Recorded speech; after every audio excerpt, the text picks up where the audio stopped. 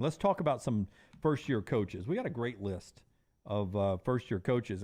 We were just talking about who are first-year coaches, 11 of them, and this list is pretty good. I mean, I thought Kenny Dillingham was a good hire by Arizona State with their situation. Hugh Freeze at Auburn, no particular order here, alphabetical. Scott Satterfield at Cincinnati, got out of Louisville in a good time and got a good job there. Deion Sanders at Colorado. Brent Key at Georgia Tech took over for Jeff Collins on that staff and did such a good job. He keeps the job. Jeff Brohm back in his home of Louisville. Zach Arnett at Mississippi State in tough circumstances. Was going to eventually be a head coach somewhere. Matt Rhule at Nebraska. Ryan Walters at Purdue comes in with some a great resume. Troy Taylor's the guy at Stanford taking over, and Luke Fickell at Wisconsin. I mean, that's a good list there.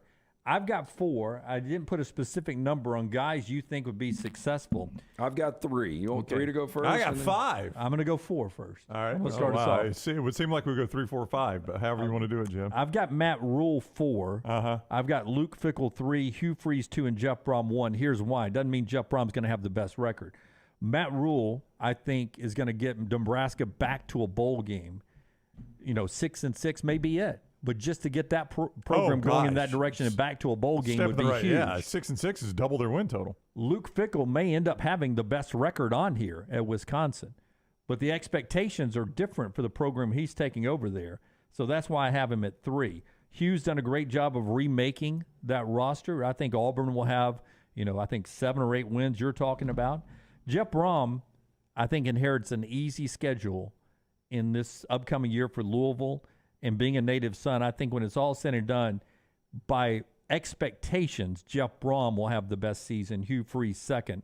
Luke Fickell may have the best record, but I have him 3rd and Matt Rhule's 4th. Those are my 4. LT? My 3, I've got Jeff Brohm. You mentioned the schedule. This was an 8-win team. You lose Malik Cunningham at quarterback, but I think Brohm can win 7 or 8 games right there, at least keep it steady.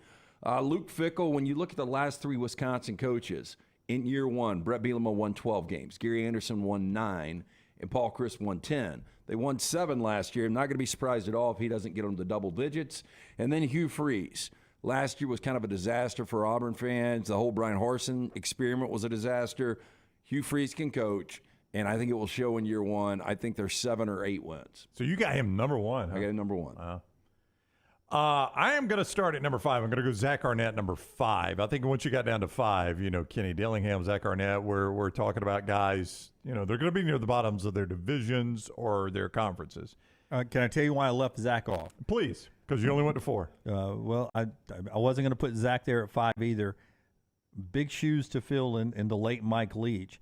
And, Mississippi State's 9 wins last year. Yeah. They've gotten used to winning. It's going to go backwards. There's no way he can achieve 9 wins. But once I got down to this point, I'm at Zach Arnett at Mississippi State. I'm at Brent Key at Georgia Tech. But Kenny Dillingham. If Brent Key just gets them to a bowl game. Oh, if he gets them to a bowl game, he ought to be Coach of the Year. Coach of the Year, right? Yeah, but I don't think he will. Yeah. Matt Rhule at number 4. I do think Matt Rhule can get them to a bowl game, and I think that's Coach of the Year. I think Hugh Freeze at number 3. And I like Luke Fickell, number 2. I think Luke Fickell will have the best record here of this group, but that's kind of the expectation at Wisconsin. And then Jeff Brohm, number 1, you brought it up the other day. I had not really stopped and looked at their schedule. You brought it up the other day. It is such a manageable schedule for them. Especially with the roster he was talking about coming back. Yeah, I think Jeff Brohm will be number 1 on this list. I think Jeff Brohm ought to contend for 8 or 9 wins at Louisville. And Satterfield, I think Satterfield was very underwhelming there. I thought that was a super weird hire by Cincinnati. If I'm Cincinnati and I go from Luke Fickell to Scott Satterfield, I know I've downgraded. That was a weird hire by them. Didn't you feel like Eli Drinkwitz was a bigger gamble of a hire from that program, but it looks like he's going to turn out to be the better coach than Scott Satterfield? I don't know if he is or not. But Drinkwitz was only there 1 year. Right. And so everybody figured that Satterfield, what he built, he just maintained it, much like a Larry Coker Miami There's situation. no doubt Drinkwitz was the bigger gamble, because I think Satterfield was he not at App State 4 years? Yeah, he created the program basically. Well, got it to took where him to Division I. Yeah. I think Drink has already is already better than Satterfield at their next job after Appalachian State. Well, hang on now. So he was at App State 5 years, 51-24, 38-10 in conference. But he was with them, LT's right, when they transitioned up to FBS. Correct. Let me pull up Eli Drinkwitz's number now. This is going to be an ACC versus an SEC East, so this is going to be a tough comparison. But Drinkwitz's numbers at Missouri is 17 and 19, 11 and 15 in conference. Satterfield was 25, 24, 15 and 18 in conference. A lot alike to me. Yeah. I mean, about 500 in both spots. But what's the difference? One's in the one's in the SEC East. I said that, and one's in the ACC. But still, I mean, I can only excuse that so much. Drinkwitz 5-5, 6-7, 6-7. He's yet to have a winning record there. Satterfield at least gave him two winning records, in 4 years. At 5-5, 6-7, 6-7, has he gone to a bowl game all 3 years? I think he has. Drinkwitz? Yeah. He has, in fact. They've yet to have a winning record yet. They've played 3 straight bowl games. Well, let's not forget how now, good the of a first job. one was the COVID year. That was actually a pretty good year at 5-5. Oh, 5-5 all SEC record. I mean, 5 SEC No, you're right. wins. That was his best year so far. Yeah, but to me, he hasn't sniffed what Gary Pinkel accomplished. Oh, nowhere close. No, that's a Hall of Famer. Yeah. You know? No, he'll never sniff that. Drinkwitz is never going to get them in a situation where they got a game in Atlanta to make the national championship game, and he did that twice. Pinkel did that twice, if I'm not mistaken. Yeah. Back to back years? Back-to-backs. Yeah, that's what I thought. No. Yeah, but I'm saying in both times, I think they're in the national championship Oh, yeah. game. If they beat win. Oklahoma, they were the number 1 team in the nation. Right. And that was the infamous Les Miles going to Michigan day. Right.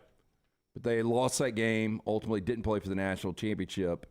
And then again in 2000 against Auburn. 10. Was it 10? Yeah. No, or was it 13? No, 10. They would have been in the. They were. It was 13. I think it was 13. Yeah, I think because 10 they played South Carolina. That's right. Yeah. 13. They would have been in the. Yep.